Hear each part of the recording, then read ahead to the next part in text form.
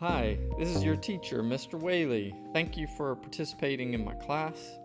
I want to talk about two things. I want to talk about class participation, and I want to talk about your nutshell study, where you're at in the project right now. First of all, my class participation is through the shared sheet, and it's through Zoom, and it's through Google Classroom. And if you don't have Wi-Fi, you can call me. My number is, call that number if you're not connected through Wi-Fi, and I can talk to you over the phone. If you send me a text at that number, I will not be checking that regularly. Okay, my class participation is through the shared sheet. Please ask questions in the shared sheet. Please read all instructions. Please watch all my videos. My forensic science video has 30 views. I have 44 students, and I'm not sure the students watched the entire video or if they paid attention for the entire video, but that's 13 minutes and 25 seconds of their lives from 5 days ago that would help them finish and do well on their glossary of scene sketching. And as you can see, only 10 views for my day 3 of the nutshell work, and which is indicated by a lot of students don't have their third column done. But without further ado though, just know that you need to read instructions and watch my videos to understand what you need to do. If you have done that and you still feel confused, then you need to ask me questions. That's your participation, and my answering of those questions is my participation. My communication through typing words, through saying words, recording them, that's how I participate. It's similar to how you participate.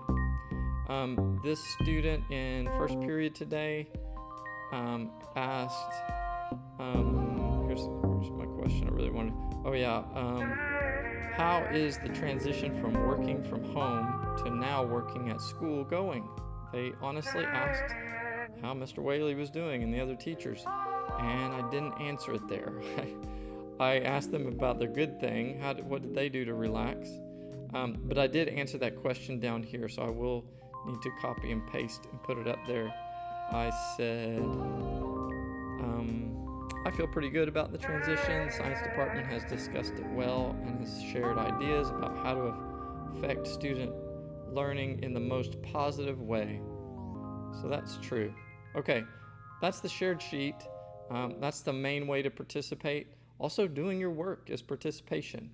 That is communicating to me whether you are hitting the learning targets, whether you're practicing the skills of work ethic, of teamwork, of oral communication, written communication. I want to jump in now to the next point, which is the nutshell study. What are we doing in this project? Well, what do I do when I come to a crime scene? If I'm a crime scene investigator, which that's you in this class. You're either a crime scene investigator or a lab technician, and right now we're all individually crime scene investigators. What do we do when we come to a crime scene? Well, number one, photographs and measurements are taken. Then a collecting and a cataloging of the evidence. Now we jump straight to that because I gave you links and directions on researching your nutshell study, your crime scene, through the photographs and videos that are online of all these scenes. I gave you a 1-hour documentary that shows a lot of the scenes. Also a couple of websites, one I think has 4 scenes, one has 5. So there are a lot of places you can do Google image searches and find multiple scenes, and then continue getting better at your internet research. Think of other things you could use to search what you need. So you collected your evidence in the first column. You listed, and I simplified this now, list evidence items or clues. That's your evidence right here. So this student, they are researching the kitchen. So they said that right here. I want to find out what happened in the kitchen, April 11th, 1944. They now have their 3 hypotheses because they've done some processing and reasoning. But first, they listed their clues, and these 7 clues will correlate to their rough sketch. So, let's look at their rough sketch. I don't see a legend that lists their clues here. So there are 7. They have collected that in their data table, but they're not here in the legend.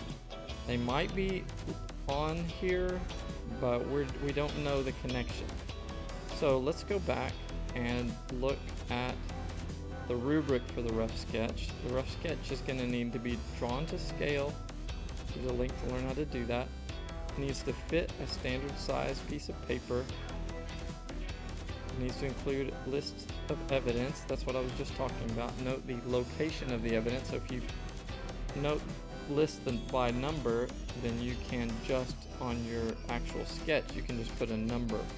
So this one, instead of stove, it would just have a number 1.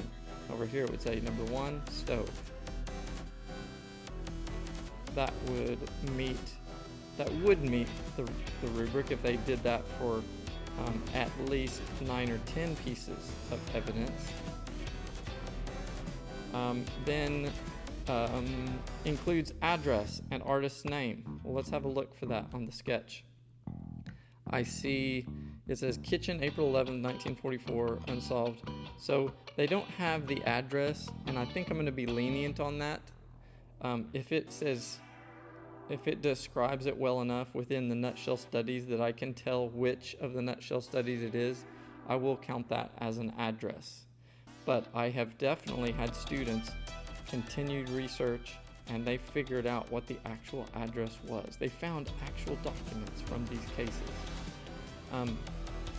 This student wrote the victim's name down, but my rubric doesn't require that. My rubric requires the artist's name and the investigator's name, and I don't see those.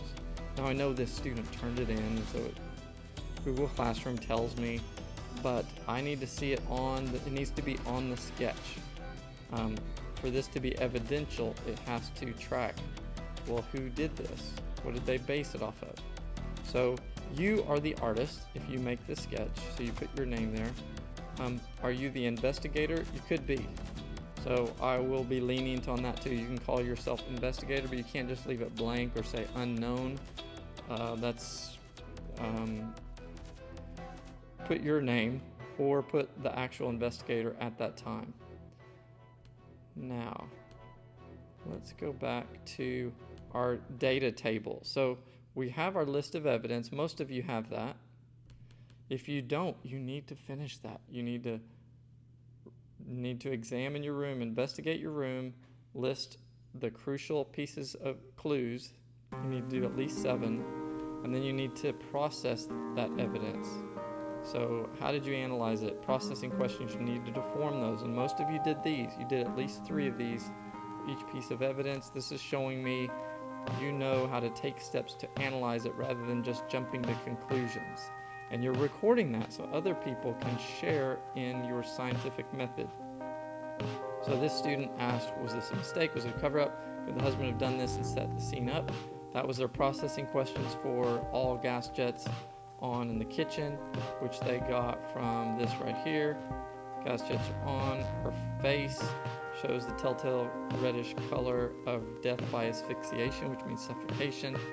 So now that is over here though, so that would be labeled differently, her red cheeks. Just keep that in mind as you do yours.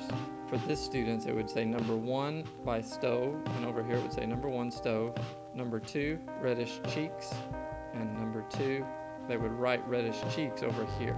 They would just put the number 2 on the actual sketch by the body. All right. Finally, this third column, this is reasoning. This is your mini conclusions, just a conclusion on that piece of evidence and how strong it is.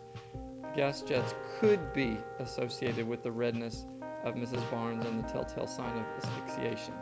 So hopefully they've done research, and it'd be better if we had a number, wouldn't it? Or like a probability of, okay, 80% of the time when gas jets are left on and a body died by asphyxiation, those things are related. I mean, that's just an example. I don't know that's a fact, but that's the kind of thing that would make that better. But still, okay, I'll buy that. They say could be. They didn't say definitely. And so they can use colors in these for what's the reliability of this reasoning. Oh, it's very reliable, sort of reliable.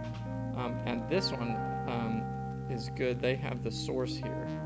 So another person could follow that up with the research they did on the state of the body, how it was found, and so on.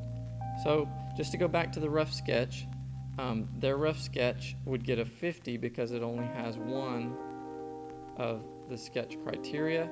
It does have address, but it doesn't have the artist's name, so that they don't get that one. It is on a standard size piece of paper, so that's just one. That's how hard this is, guys. You need to pay attention to get all your sketch criteria. You want all 5, so you can get the 100, which also means you don't necessarily need to analyze 9 pieces of evidence, but you do have to list 9 in your legend. A little hint on that is you could use like a corner of a room that you're using as your point of reference to how far the body is, or like a point of entry, something like that, so that you can be insured to get that 100. All right, make it well, money.